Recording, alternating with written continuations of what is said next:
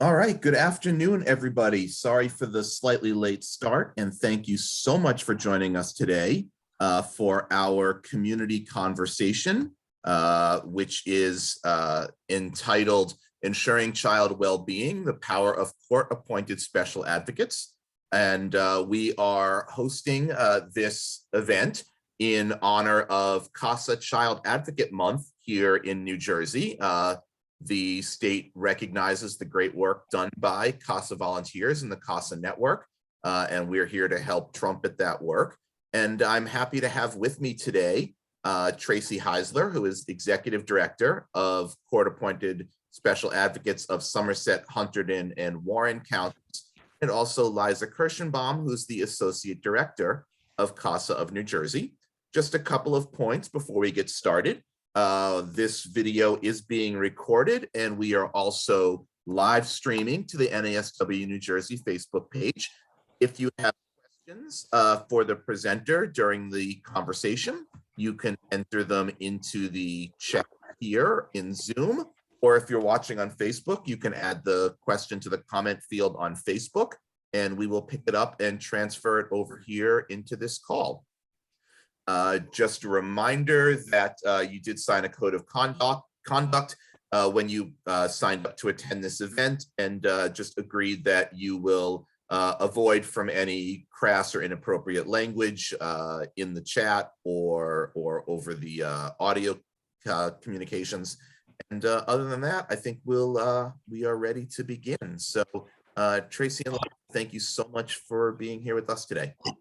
Thanks for having us. I want to know what crazy things go on with social workers that you guys need that kind of parameters at the beginning. Wow. Yeah, that was pretty interesting. I didn't think I'd get that with this group, but we appreciate the invitation very much. We're really grateful to be able to speak with you about CASA and to answer any questions you might have about, what we do, how we do it in New Jersey. But we are here to talk about CASA, and that stands for Court-Appointed Special Advocates. There is another CASA that operates statewide here in New Jersey, Coalition Against Sexual Assault, and we are often confused. But they're a great organization and they do great work too. But we are the Court-Appointed Special Advocates. Some of you may already know about us, work, but I'm going to tell you a little more about CASA in general, and then Tracey's going to take over and talk to you a little more about some of our current priorities, and then we'll wrap up with some questions and answers and maybe opportunities for us to work together. So with that, let's see. Now how can I advance my slides? Oh, there we go. So CASA programs across New Jersey advocate for abused and neglected children. These are all kids who've been, currently, they're all only kids who've been removed from their homes because of abuse or neglect. There are programs, CASA programs, that serve all 21 counties across the state. And what those programs do is they recruit, screen, train, and supervise and coach community volunteers. And those volunteers are appointed by family court judges by orders from the court to advocate for one child or family of children at a time in what we call. So last year in New Jersey, there were over 600 children in what we call out-of-home placement. These are kids who were removed from their... Liza, there's some kind of static that's coming out of your end. I don't know if something's smacking a microphone. Okay, is that better? There we go. So last year in New Jersey, there were over 6,200 children who were living in out-of-home placement. So these kids are removed from their homes based on allegations of abuse or neglect. The majority of cases in New Jersey are really neglect, where children are not receiving the care that the courts and the child welfare agency think they're entitled to. But there are also allegations of physical abuse, sexual abuse, or emotional abuse. And so these kids are removed by the State Child Welfare Agency, which is known as DCP&P, the Division of Child Protection and Permanency. It used to be, for old timers like me, we used to call it DYFS, Division of Youth and Family Services, but the name was changed about, probably 13, 14 years ago now. So they're placed into what we call out-of-home placement, which includes foster homes, kinship homes, homes with family, relatives, or fictive kin, shelters, and sometimes residential facilities. It's important to note that African-American children are disproportionately represented among the children in out-of-home placement.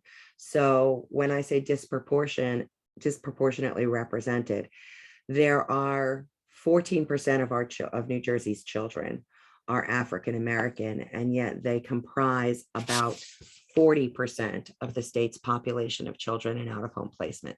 So that's the disproportionality that I'm talking about.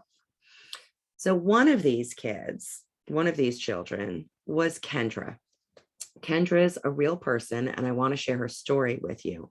But Kendra is not her real name because we want to maintain confidentiality of these kids at all times. So Kendra was removed from her home, and I'm going to refer to my notes because I don't have the story memorized. She was removed from her home before she was even a year old. Kendra's mom had been in foster care as well, but she had aged out without ever being adopted. And she was never reunified with her own family. She abused drugs, and all 5 of her children were removed from her. So I'm going to weave Kendra's story in and out throughout my presentation on what CASA is and does, because I kind of feel like it'll give you a better feel for what we do. So you'll hear a little bit about CASA and then a little more about Kendra.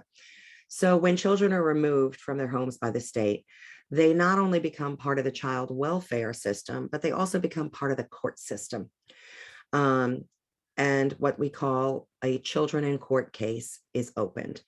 And the child and their caregivers are all appointed attorneys, and a court case gets started. Both of those systems, the child welfare system and the judicial system, work very hard to help these children. But we have a big issue in New Jersey where court calendars are very clogged, and we have a judge shortage. And so what we have is, courts trying to make in-depth inquiries into the lives of children without a whole lot of time to do it. So one good example that I use is the county of Camden, where there are nearly 900 children in out-of-home placement and only 2 judges hearing these cases for 900 different children. These kids also get attorneys, but those attorneys have very large caseloads, up to 100 kids at a time. And while out-of-home placement is supposed to be temporary, we know based on last year's statistics that 30% of children are still in placement after 3 years. And even if it is really brief and really temporary, these children lose so much. They lose not only their parents, but often their siblings, their grandparents, their friends, their schools. And it's very difficult, especially if they change placements after their first placement. They're suffering these losses again and again, and losing caregivers, teachers, community as well. So that was certainly the case for Kendra. Kendra was still in out-of-home placement. Now, remember I said she went in before she was a year old. She was still in out-of-home placement at the age of 16. She had lived in 15 different foster homes and had gone to 9 different schools. Some of the homes she lived in had been regular foster homes, but she'd also spent time in group homes and residential facilities. And she was placed briefly in a juvenile detention center, a juvenile shelter, even though she never committed a crime, simply because there was not a place available for her. Fortunately for Kendra, and for many, many children like her, there was one person who she got into her life that was consistently there for her, and that was her CASA volunteer. So I'm going to go into some detail about what CASA volunteers do, but first I want to tell you how the program, kind of how it got its origins, because I think that's important to understanding what we do. The CASA model originated in Seattle, Washington, and was actually the brainchild of a family court judge. This judge, David Sukup, was hearing cases of abuse and neglect, as well as what we call guardianship cases, or cases to terminate a parent's parental rights. And he had very little information, and he was very frustrated by the lack of information, the fact that he was being asked to make these really life-altering decisions based on an adversarial process where attorneys were, restating very differently the facts in the case, and based on very little objective firsthand information. So he conceived of the idea of recruiting and training ordinary community members to do what he couldn't. Like, if he could, he would have taken off his robes, gotten off the bench, gone into the community, visited the child in their home, seen what was going on, talked to their teachers, talked to their doctors. So he decided to empower, through a court order, CASA volunteers to do this. So by 1979, the National Council of Juvenile and Family Court Judges saw this model that had already begun to spread around the state of Washington. And they said, you know what, we endorse this.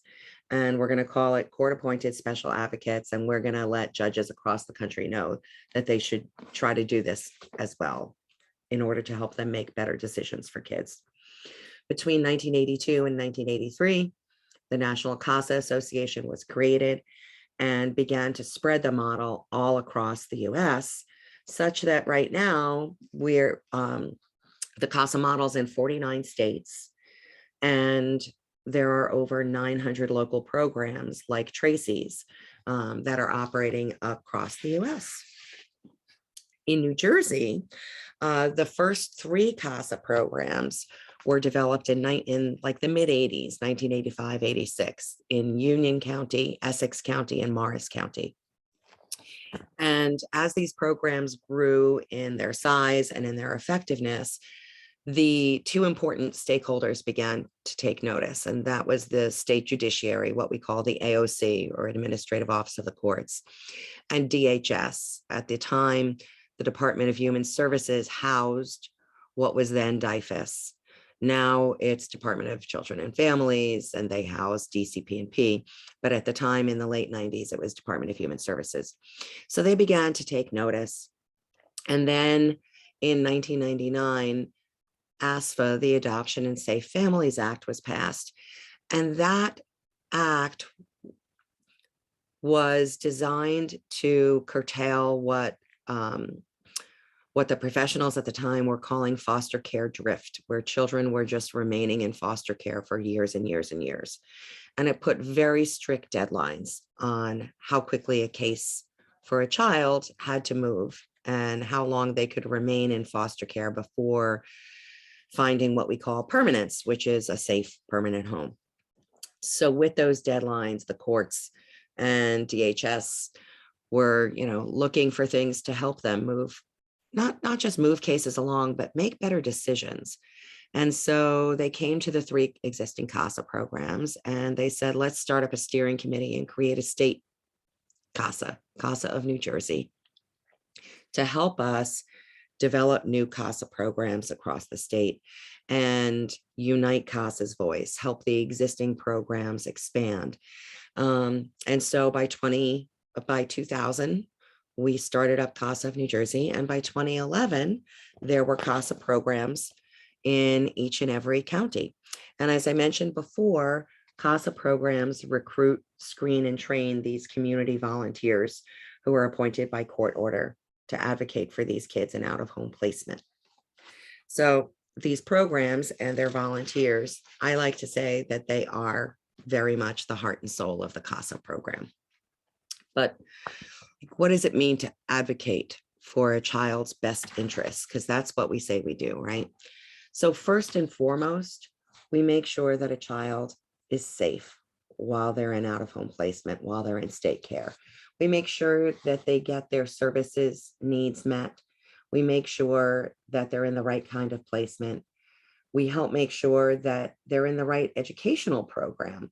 So we not only advocate in court for them, but we'll advocate in schools at child study team meetings or IEP meetings, or even just with teachers and guidance counselors. We'll also make sure that they're getting their medical and their mental and behavioral health needs met. We speak with their counselors, with their doctors. Because of the nature of the court order appointing us, we are able to look at a child's medical records if, in the event that becomes necessary, but also just make sure they're getting their well visits and all the things that a child deserves. We might also advocate for visitation if that's not happening with their biological parents, with their siblings, even with grandparents and other family. Volunteers make sure these kids have what we call placement stability, that they're not bouncing from foster home to foster home. Hopefully that they get into the right, temporary placement at the outset where they can stay and remain and be cared for and loved until their parents are ready and able to take care of them again. And then, most important, we try to make sure that they get into a safe and permanent home and loving home as quickly as possible. And permanency for these kids means something different for every child. Permanency for these kids is as unique as the children themselves, right? So for one child, the CASA volunteer might be working really hard with the biological parents to make sure that they're able to access the services that are going to help them reunify with their child, or access resources in the community so that they can provide for their child's needs. In another case, it might be that the volunteers working to locate relatives and working with those relatives to be able to make a home for the child. In another case, it could be that the child has special needs and, maybe in a pre-adoptive home that is hesitant, and the volunteer works with those pre-adoptive parents and helps them overcome the obstacles that might be getting in the way of adoption. And sometimes it's simply facilitating solutions for foster parents, whether it's a relative foster home or a non-relative foster home, just overcoming barriers, identifying what the challenges are, sitting down and communicating and talking to people and facilitating. So CASA volunteers, I like to say, can help in all these ways because we're only appointed, our volunteers are only appointed to one child or family of children at a time. Some volunteers, whether if they don't have other work, or if they have the capability, might take on 2 cases, but it's really the ability to give a child a person that makes us unique. CASA volunteer tends to serve as the eyes and ears of the court, helping judges make the best decisions for the child, helping them figure out what is in the child's best interests, and helping to facilitate that happening. We conduct fact-finding investigations. We monitor the case to make sure that things are happening the way that they should, that things are moving along, that people are complying with court orders and recommendations. We'll make court reports and recommendations as well as community-based advocacy. So when there is a court hearing coming up, the CASA volunteer will draft a report, and the report will include all the contacts they've had with the individuals involved in the child's life, as well as the child, and the facts that they've gleaned from those contacts. And then we will make common sense recommendations based on the facts. We're not experts. While some of our CASA volunteers are social workers, and probably more of our CASA staff are social workers, we don't act as experts. The reports that we provide and the recommendations we provide are really their fact-based, common sense recommendations to the court about what's in the child's best interest. So fortunately for her, when Kendra was about 14 and a half years old, a judge appointed Leslie as her CASA volunteer. And Leslie is her real name because Leslie allowed us to use her real name. So as you might suspect, it was not easygoing. for Leslie to be able to break through some of the walls that Kendra had built up after 14 years in foster care. But she found out that Kendra liked to play basketball after school, not with a team or anything. She would just stay in the gym after school and shoot hoops. So Leslie grabbed her sneakers and she joined Kendra. And at first they played in near silence, but then week by week, Kendra began opening up and she started to really share herself. She started to talk about her feelings, her struggles, her concerns, and Leslie quickly became Kendra's trusted person, the person that she reached out to when she was upset, the person that she reached out to when she needed someone to listen or when things went wrong. And things really did go wrong for Kendra, but Leslie was there by her side. So this is pretty typical of our nearly 2,000 CASA volunteers across the state. They are the child's voice in court. It's also important to understand that CASA is unique in New Jersey. There is no other organization that's empowered to do what we do. There's no other volunteer that provides the kind of one-on-one advocacy and monitoring that a CASA volunteer provides, not the kind of one-on-one attention. So CASA volunteers spend anywhere between 5 and 25 hours a month in their investigative, monitoring, reporting, and advocacy roles. That time is spent really getting to know the child, getting to know all the facts relevant to the child's case. They'll review all of the records and documents in the case. Sometimes that means the DCP&P files and the court files and medical and educational. They work to locate relatives, maybe to identify placements or special services that might be needed by the child. They monitor to make sure that services that are ordered or recommended are actually delivered. They monitor parental progress and they try to facilitate the compliance with court orders, because you might get an order that says, oh, this parent has to go to this kind of therapy, but maybe that's not available in their town or county. And then there's a transportation issue, and then there's a timing issue because the parent has to work. So the volunteer will take a look at the whole situation and try to work to facilitate making it happen and making it work for the family. They'll also seek out community resources to help the child and family. They might monitor the child's health and education if there are special needs there. And they really become that one person. So I like to say, whether it's getting a baby into an adoptive home so that they bond and trust, or getting a teenager out of a youth shelter and into a family so they understand what family is, or getting a mom the housing or services she needs so she can safely parent her children again. Those are the real life things that CASA volunteers do. And Leslie was no exception. Within 6 months of Leslie becoming her CASA, Kendra had to move out of her foster home because they were denying her the medication she needed. It was Leslie who found out about this because Kendra was, Kendra trusted her, and Leslie became the one person Kendra would tell about this. So they were withholding her medication, but Leslie knew that, Kendra was 15 now. She needed a family. She needed to be in a family because this might be her only chance.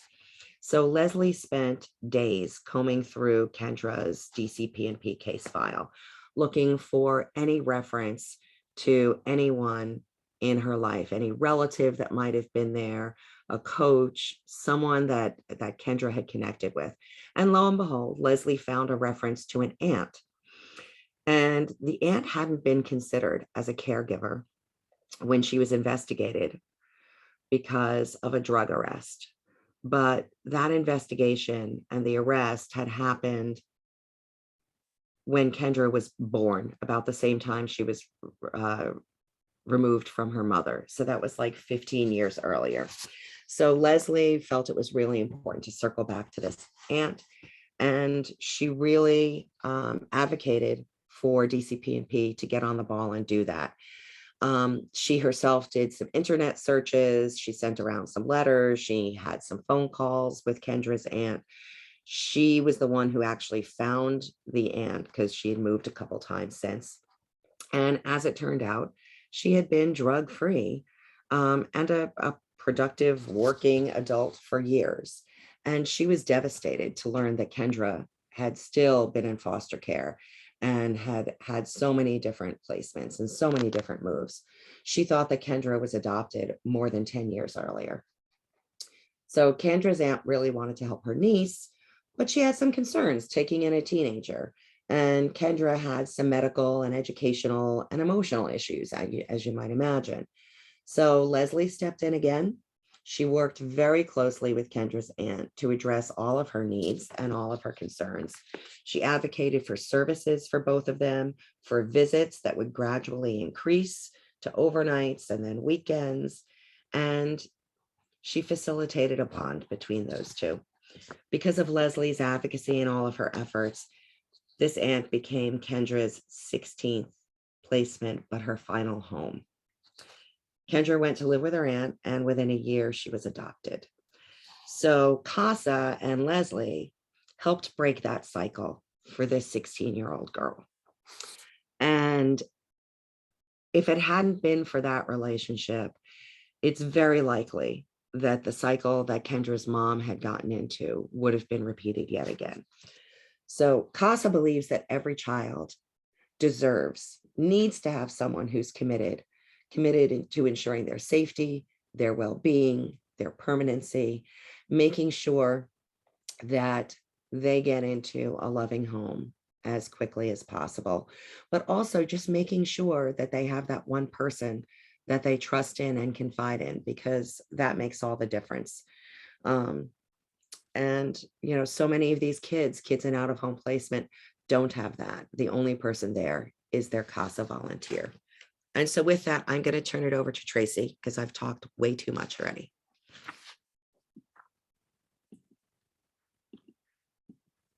Oh, look at this. I didn't realize that this was one of these slow builders. I had to figure out how to unmute myself. Thank you, Liza, for sharing that. I had not heard that story before. That was really beautiful. But it is representative of many of the stories that we have around the state of things that CASA volunteers have done. I myself started as a volunteer in 1999 and have worked dozens of cases with hundreds of kids. And I've seen this pattern over and over of the value of that connection and reliability and bond. And the challenge for the CASA volunteer is to be that person, but also somebody who remains objective. So far more of our advocates' time is spent talking to the teachers, to the guidance counselors, to the parents, to the resource parents, to the caseworker, gathering information to provide to the court, while also being engaged enough with the child to be that person, but objective enough to be able to provide fact-based recommendations. And it's a challenge. And so we have a significant screening process for advocates to find just those right people.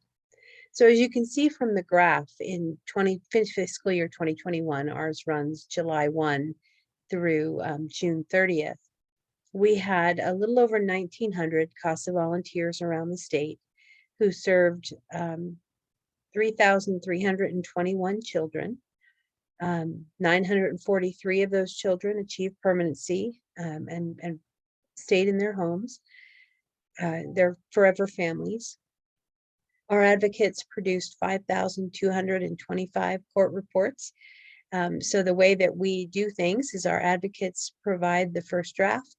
Our professional staff reviews it, helps make corrections, tightens things up, and asks, but they're not submitted to the court until the volunteer approves. Stephanie's question, do the CASA volunteers maintain contact with the child? That's an excellent question, Stephanie. We actually have a statewide policy that came into creation because of one of my volunteers who, when the case closed, said, I don't care what you say, I'm still going to have contact with this family after my case has closed. So Liza and I created a policy that has been adopted around the state that says, once the case closes and litigation ends, you probably should not remain having contact. But if you choose to do that, anything that happens is on you. And if the child comes back into the system, you can no longer be appointed as their advocate because the objectivity piece has been removed. The relationship has changed. You're now a family friend. So you can, be a supporter, but you can't be a CASA for them. And we do have kids that remain, friends of the program. I was chatting with one this morning, as a matter of fact, who's now 32 years old and popped in my office on Friday to visit for an hour. And it really depends. We train our advocates to become close enough to the child that they trust them and that they can help, but far enough away that when the case closes and permanency is achieved, we don't leave a gaping void in their life. And it's a hard walk to make. As you can see from the graph, our advocates were able to make more than 20,000 recommendations, individualized recommendations on behalf of these children that were accepted 95% of the time by the court.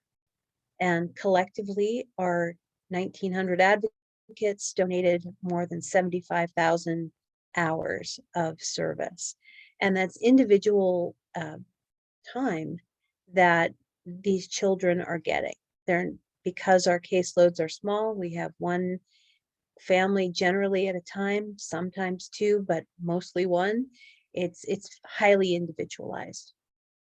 So some of the things that here in New Jersey, we've been able to help with CASA. Every program has their own programs that they are working and things that they are doing on behalf of the families. But as a network, there's a lot of collective effort. So one of the things that CASA of New Jersey in particular has been working on is improving awareness about CASA's mission. And that's one of the things that we are really glad to be here to be able to talk about, because for the number of children we serve and the good work that we're doing, we're kind of an unknown resource in a lot of ways. We have a high premium on providing high quality advocacy. We have local, state, and national guidelines that we work under, and we do a regular quality review process within the network and from National CASA. We, at CASA of New Jersey, they will provide one-on-one assistance to programs that maybe have leadership changes or have economic challenges that are trying to figure out how to operationalize these best practices. And if they need help and support, CASA of New Jersey is there to do that. We also have training programs that we offer throughout the state. One of them that we are just finishing up is ACE's Interface. If you're familiar at all with the Office of Resilience and DCF's initiative of training on the ACE's Interface model, we recently had 28 individuals who went through that program to be an ACE presenter and have gone through the certification process. All but 3 are now completely certified and ready to go. CASA of New Jersey as an entity also works as our liaison for the local programs with the state leadership, other statewide organizations, with the legislature, to make sure that our needs are addressed from that broader level. CASA of New Jersey is also working to build capacity so that every child in the state who needs an advocate is receiving an advocate. We have been very fortunate at Somerset, Hunterdon, and Warren that we have been serving all of our children for quite some time. And I know that many other programs around the state have also achieved that milestone. And CASA of New Jersey is there to support those that perhaps haven't been able to get there yet. One of the things that we are all very focused on as well is making sure that the child's perspective is brought into the decision-making process. We know that so many of our kids have their autonomy taken from them when they go into the child welfare system. And we try to ensure that their voice is at the table. So one of the other things that I'm really fortunate as a local program director to be able to do is to be the chair of the state training committee. And it has been our goal to collectively as a network enhance our advocates' skills and abilities. We have so much expertise around the state. We've been able to trying to harness all of that. And that's actually been one of the blessings of the pandemic, I guess, is the ability to access platforms like Zoom. Because for me to travel to Camden County to do a training on ACEs, it's a whole day thing. But for me to be able to do it via Zoom, it makes the expertise around the network much more accessible. So we're working to make sure that all of the advocates have that advanced skill building. Everybody goes through pre-service training, but we hone their skills as the longer they do that. So some of the things that we've been working on, the ACEs trainings, as I mentioned, we've created a history of race in the child welfare system training that we've just started rolling out to staff and will be moving in with volunteers. All of our advocates have regular pre-service training as well as medical and educational advocacy.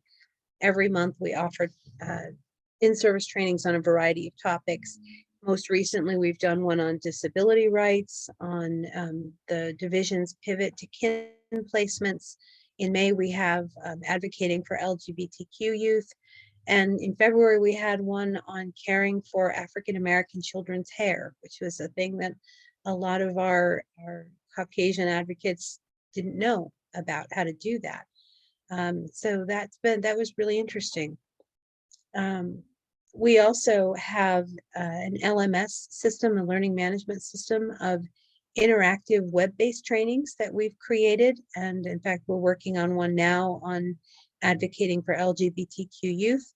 But some of the others that we have include educational advocacy, trauma-informed care advocacy, early childhood development, IEPs, special education, courtroom procedures, opioid addictions. So it's ones that advocates can log into at their convenience, go back and revisit if there was something that maybe they wanted to remember or refine their skills. So it's a really useful tool. We have taken to heart at our training committee motto that, you do the best you can until you know better. And once you know better, you do better, courtesy of Maya Angelou, because we recognize that there's always more that we can be learning. So I just wanted to hone in on our specific areas of focus right now that we have been doing a deep dive on. As I mentioned, we've had a statewide training so that we have facilitators in each program who can embed trauma-informed care in their DNA and do trainings internally on adverse childhood experiences. So our focus has been on the 4 R's of helping people to realize, recognize, respond, and respond appropriately and resist the urge to re-traumatize those who've experienced high ACEs. We also want our volunteers to understand the impacts of intergenerational trauma. You guys know when you pick up a case file and you look at it and you read the allegations and you think these people are terrible. They should never have been able to have children, without recognizing sometimes from a more experienced level that oftentimes our parents were also child abuse victims and experienced high ACEs. So how do we respond in a trauma-informed way to our parents and support their recovery, as well as ensuring that our kids are getting what they need? We also want to provide advocates with the tools to understand the difference between capacity and compliance. Because people are sometimes amygdala driven because of their experiences, because their experiences have taught them that they can't trust the system. Is it a willful, I will not comply with you, or is it a, I cannot comply with you? And so we want them to have a lot more understanding, I guess, of parents. And sometimes from their perspective, it could be really easy to judge. Well, if you just quit, you must love your drugs more than you love your kids kind of mentality, without understanding what the drugs are masking and how to help heal those wounds. We also are trying to put into operation more tools for our advocates of how to build relationships. So in addition to understanding ACEs, we also have within the network facilitators for the Nurtured Heart approach, which I'm sure you're very familiar with, in addition to Connections Matter, which has been coming out from Prevent Child Abuse New Jersey to help build those skills. Being trauma-informed also gives our advocates the opportunity to provide the court with more trauma-informed recommendations and resources, which can only benefit our children and families. And lastly, we want to help our advocates to understand how to do no harm while they do this work. As I mentioned, I started as a volunteer in 1999, so I'm 23 years in, and I can think of times when I did harm, because in my ignorance, I didn't know or didn't understand what was happening, how I could have approached things in a more nurturing and gentle way than I did. And so we want to ensure that our advocates tread lightly within our families' lives. The next area of focus that we've been spending a lot of time on is the history of race in child welfare. If you're not familiar with the data, African American children in particular represent about 13% of the population here in New Jersey, but represent about 40% of the kids in the foster care system. It's a significant overrepresentation. So one of the things that we've been really focused on is this racial equity. So Liza and I both have been part of a team that has been working with Dr. Carol Spigner about developing a history of race and child welfare training for all staff and volunteers. So some of the things that we have been focusing on is recognizing how we got to where we are at and what those implications are for families of color. Like, one of the things that I learned in this training was that the child welfare system as we have it today was actually founded and largely shaped by upper middle class white ladies who were distressed at the turn of the century of seeing, dirty, poor children running around the streets of New York. So they tried to help where they could, but the system that they created was rooted in both racial and class biases. And I don't know that we know that today, that we see the vestiges of that within our system. Through this training, we have also come to understand that white children and children of color have historically received disparate support, and we need to ensure that as far as CASA goes, that all of the children that we're serving are receiving the advocacy services that they need specifically, and that we're not filtering things through a race or class lens. Another goal of our training was to help advocates identify places where racial equity is not being served and recommend alternatives to the court, because not all of our colleagues are aware of the history of the system. And this kind of training has also, I think, helped each of us individually to understand where our own implicit biases are, and how we can raise awareness about how we can do better as advocates. And I'm certainly not implying or saying that, in the system, there's a bunch of racist people who are out to get Black and brown children. What I am saying is that sometimes stereotypes are deeply embedded in our psyche, and we do things without thinking.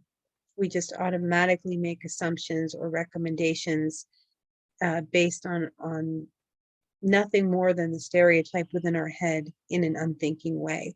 So we want to make sure that our advocates are aware of the opportunity that they have to do better here.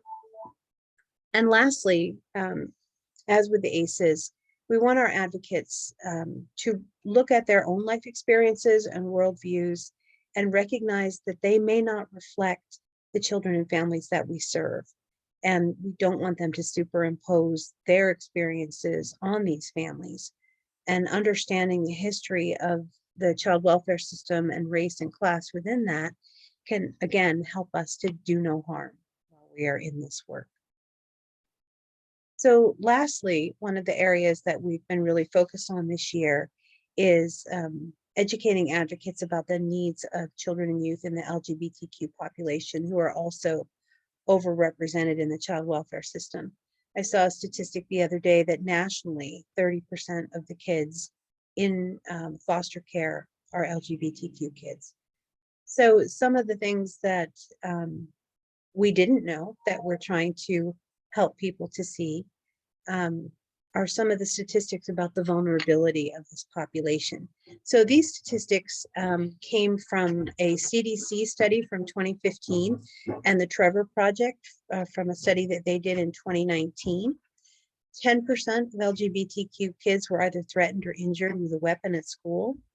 34% are bullied at school, 75% for transgender kids, 28% bullied online, 23% experiencing sexual dating violence, 18% physical dating violence or being sexually assaulted, and 140% more likely to not go to school because of safety concerns.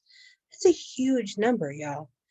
In addition to the greater risk for depression, suicidal ideologies, and substance use disorders. So we really need to be focused on how we can best support those children and cut through all of the politics and cut through all of the stereotypes and instead be focused on how do we protect and serve these children. So one of the other things I wanted to share with you guys was how things have changed a little bit for us at CASA as a result of the pandemic. In our particular program, we have something called the Connie Fund, which is a discretionary fund of money that we have set aside for the kids that we've been able to buy things for them that other resource parents or the division couldn't or wouldn't provide. So we've had requests for things like summer camp or sports equipment or an instrument, things like that. But with the pandemic, the requests that we received changed significantly. And instead of fun things, it moved to things like food, to Chromebooks with the switch to online learning. There were a lot of our kids who didn't have the resources that they needed to do that. So we suddenly started shifting significantly to what we needed to do to take care of them in that moment. So we were not alone. Throughout the state, people were seeing this shift to requests for more tangible needs. So as a network around the state, CASA programs provided over $214,000 worth of food, diapers, formula, basic things like that to resource families and to children. Since the start of the pandemic, we have provided about $130,000 worth of Chromebooks, laptops, and other tech needs. And we've also put in another $140,000 worth collectively of recreational and activity items to keep kids occupied, to give parents a break, to try to provide some kind of support during the boredom when kids were locked down. In particular, we have first night bags that are that's what we call them. They're put together for kids when they first come into care, and they have toiletry items, they have books, they have games, they have comfort items. And I remember at the beginning of the pandemic of loading up my car with 50, 60, 70 first night bags and just driving around and dropping them off on people's walkways. So the kids had something a little new. So as our programs around the state have grown and matured, we have found that while advocating for children remains our core mission and will, we also have the capacity to grow and to be more of a support for families that need us. So some of the things that we have found that we can be of use in things like providing for these tangible resources, connecting families to services in a way that it used to be the realm of the caseworker, but CASA has been helping to fill that void and support that role as well. We are enhancing our training opportunities, as I mentioned, to ensure that all of our kids are receiving quality advocacy services. And we have also, throughout the state, been working with community partners on special initiatives. CASA of Passaic, Hudson, and Morris counties have been partnering together with the courts for a Safe Babies program. In Somerset, Hunterdon, and Warren, we've developed a traveling tutor program where we have advocates with educational backgrounds who are traveling to the children's homes to provide in-home tutoring services. And we are hosting, actually later this week, an ACEs interface training for our community stakeholders, where we were able to get grant funding from disparate sources so that we could provide this training to our colleagues to ensure that we're all working from the same trauma-informed language and understanding. And CASA of Cumberland, Gloucester, Salem, they have created what I think is really awesome. It's called Century Bakery, and it's actually a business that they own as a separate nonprofit, and it is staffed wholly with CASA kids that gives them real world opportunities to learn job skills and to build their resumes and to earn money. I think that's brilliant. So as our families' needs change and our children's needs change, so are our programs developing and changing to serve them and to meet that need. So we wanted to open this up for questions, but I wanted to leave this slide up so that if you guys have questions about becoming involved as a CASA volunteer, or if you have a family member who you think that, or friend that you think would be great at this, here's the information. There are CASA programs in every county here in New Jersey, and we are all very happy to help in any way. So any questions that we have? Thank you both so much for the presentation. We do have a couple of minutes left to maybe field a question or two if anybody has. While we're looking to see if anybody wants to come on and speak or if they have anything to put in the chat. So as far as folks getting involved with CASA, should they go to the CASA of NJ website to get more information? Is that the best way to contact people? Yeah. I think the CASA, www.casaofnj.org. They'll see, click here to find out about a local program. We also have a specific landing page, and I can't seem to control my fingers right now. We have a specific landing page called it's www. CASA for Children NJ. And I should have put that on here. Let me type it in the chat. The number 4 or spelled out the word 4? It's FOR. CASA for Children. CASA for Children NJ. .org. Yeah. And that is just a landing page where folks who are interested in becoming a volunteer complete, like 4 pieces of information, like first name, last name, email address, and county. And that will automatically generate an email to the correct local program, as well as to the potential volunteer, and connect those, that loop. So that is for volunteering, as opposed to as opposed to, you know, learning how to give or become a board member, that type of thing. For that, they can reach out to me, casaofnj.org, and I'll direct them to their local program. But if they're in the Somerset, Hunterdon, or Warren area, they can reach right out to Tracey. And we are actually recruiting new board members right now, so Oh, we would love to see you. so Yes. I see on the slide, you've got your email addresses and phone numbers there on the slide if anybody wants them. I guess, I don't know if this is going to be a super long answer because we're just out of time, but just as we wrap up, I'm just wondering, are there any special considerations that social workers who are interested in becoming volunteers need to take into account because of their social work and licensing status? Like, is there anything that social workers in particular need to consider? Just to recognize that we are advisors to the judge. We are not ones who are taking direct actions or services. We are connecting with resources, we're informing the court, but we aren't the ones who are operationalizing the solutions. And that can be a hard pill sometimes when you know exactly what needs to happen.